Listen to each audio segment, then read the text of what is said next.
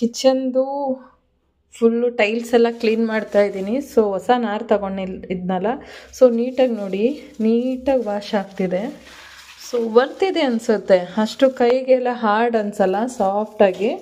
So ಎಲ್ಲೇ ಸಂಧಿ ಇದ್ರೂ ನೋಡಿ ಈ ಥರ ಎಡ್ಜಸ್ ಇದ್ದರೆ ಸೊ ನೀಟಾಗಿ ಮಾಡ್ಕೋಬೋದು. ಸೊ ನೀಟಾಗಿ ಎಲ್ಲ ಕಬೋರ್ಡೆಲ್ಲ ಒರೆಸಿ ಕ್ಲೀನ್ ಮಾಡಿಕೊಂಡೆ. ಸೊ ಈ ರೀತಿ ನೀಟಾಗಿ ಮತ್ತೆ ಇದೆ ಸ್ಟ್ಯಾಂಡೆಲ್ಲ ತೊಳೆದು ಈ ರೀತಿ ಇಟ್ಕೊಂಡಿದ್ದೀನಿ.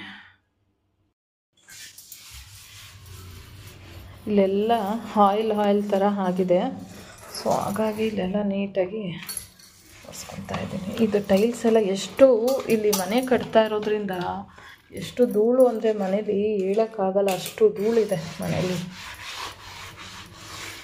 ಎಷ್ಟು ಒರೆಸಿದ್ರು ಎಷ್ಟು ಕ್ಲೀನ್ ಮಾಡಿದ್ರು ಅಂತ ಇಲ್ಲ.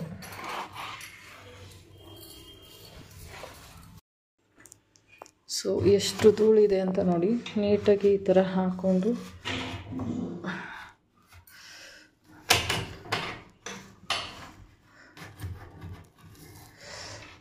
ಎಡ್ಜಸ್ಗೆಲ್ಲ ಅಂದರೆ ಸಂಧಿ ಎಲ್ಲ ಇರುತ್ತಲ್ಲ, ಸೊ ಅಲ್ಲೆಲ್ಲ ನೀಟಾಗಿ ಕೈ ಹೋಗುತ್ತೆ. ನಾರಲ್ಲಿ ಅಷ್ಟು ಹೆವಿ ಅನ್ಸಲ್ಲ, ಅಷ್ಟು ಚೆನ್ನಾಗಿ ಬರ್ತಿದೆ. ಮೀಶೋದಲ್ಲಿ ಆರ್ಡ್ರ್ ಮಾಡಿದ್ದು ಒಳ್ಳೆಯದೇ ಆಯಿತು. ಯಾವುದು ಪೇಂಟ್ ಎಲ್ಲ ಹೋಗೋದಿಲ್ಲ, ನೀಟಾಗಿ ಕ್ಲೀನ್ ಆಗ್ತಿದೆ. ಸೊ ಬರ್ತಿದೆ, ಯಾರಾದರೂ ಯೂಸ್ ಮಾಡ್ಬೋದು ಅಂದರೆ ಆರಾಮಾಗಿ ಯೂಸ್ ಮಾಡ್ಬೋದು.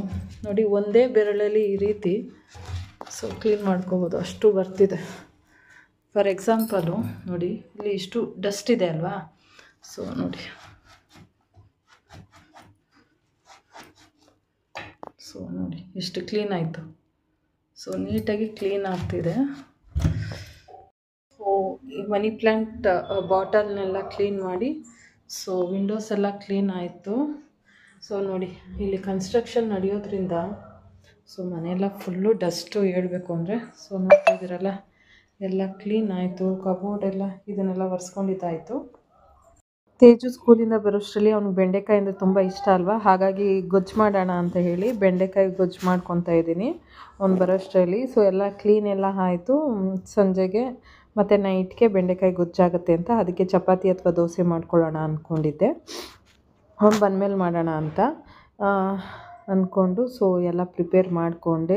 ಸೊ ಮನೆ ಕ್ಲೀನ್ ಮಾಡೋಷ್ಟರಲ್ಲೇ ಸಾಕಾಗೋಗಿರುತ್ತೆ. ಯಾರಾದರೂ ಮಾಡಿಕೊಟ್ರೆ ಸಾಕು ಅನಿಸುತ್ತೆ, ಎಲ್ಲ ನಾವೇ ಮಾಡ್ಕೊಂಡು ತಿನ್ನಬೇಕು ಅಂದರೆ ಬೇಜಾರಾಗುತ್ತೆ.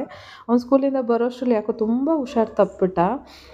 ಸ್ಕೂಲಿಂದ ಬರ್ತಾ ಇದ್ದಂಗೆ ಫುಲ್ಲು ಮಲಗೇ ಬಿಟ್ಟ. ನನಗೆ ಗಾಬರಿನೇ ಆಯಿತು, ಯಾಕೆ ಹಿಂಗೆ ಮೈಕೈ ಎಲ್ಲ ನೋವು ಮತ್ತು ಗಂಟ್ಲೆಲ್ಲ ಕಿರಿಕಿರಿ ಆಗ್ತಿದೆ ಅಮ್ಮ, ಮೈಯೆಲ್ಲ ನೋವು, ಫೋಲ್ಡ್ ಮಾಡೋಕ್ಕಾಗ್ತಲ್ಲ ಕೈಯೆಲ್ಲ ಅಂತ ಅಂತಿದ್ದ. ಚಳಿ ಆಗ್ತಿದೆಯಾ? ತಿನ್ಕೋ, ಸಿರಪ್ ಹಾಕ್ತೀನಿ. ನಾವು ಹಾಗೆ ಬೇಡ ಹಾಸ್ಪಿಟ್ಲಿಗೆ, ಮನೇಲಿ ಸಿರಪ್ ಇತ್ತಲ್ಲ ಅದನ್ನು ಒಂದ್ಸಲಿ ಹಾಕೋಣ ನೋಡೋಣ ಅಂದ್ಬಿಟ್ಟು ನಾವು ಇದು ಮಾಡ್ಕೊಂಡ್ವಿ. ಸೊ ತಿನ್ನಿಸ್ಬಿಟ್ಟು ಸಿರಪ್ ಹಾಕಿದ್ರೂ ಕಮ್ಮಿನೇ ಆಗ್ತಾಯಿಲ್ಲ. ಜಾಯಿಂಟ್ಸ್ ಪೇಯ್ನು ಮತ್ತು ತಲೆನೋವು, ಎದ್ದು ಕೂತ್ಕೊಂಡ್ರೆ ತಲೆ ಸುತ್ತು ಅಂತಿದ್ದ. ಅದಕ್ಕೆ ಹಾಸ್ಪಿಟ್ಲಿಗೆ ಹೋಗೋಣ ಅಂತ ಸಂಜೆ ಹಾಸ್ಪಿಟ್ಲಿಗೆ ಹೊರಟಿದ್ದೀವಿ.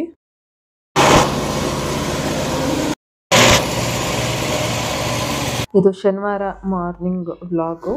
ಸೊ ಶನಿವಾರ ವಾರ ಅಲ್ವಾ, ಹಾಗಾಗಿ ದೇವ್ರಿಗೆಲ್ಲ ಪೂಜೆ ಮಾಡಿದ್ವಿ. ಆದರೂ ಅವನಿಗೆ ನೈಟೆಲ್ಲ ಸ್ವಲ್ಪ ಜ್ವರ ಇತ್ತು. ಮಲಗಿದ್ದಾನೆ ತಿಂದು. ಮೆಣಸಿನ ಸಾರು ಅನ್ನ ಮಾಡಿದ್ದೆ.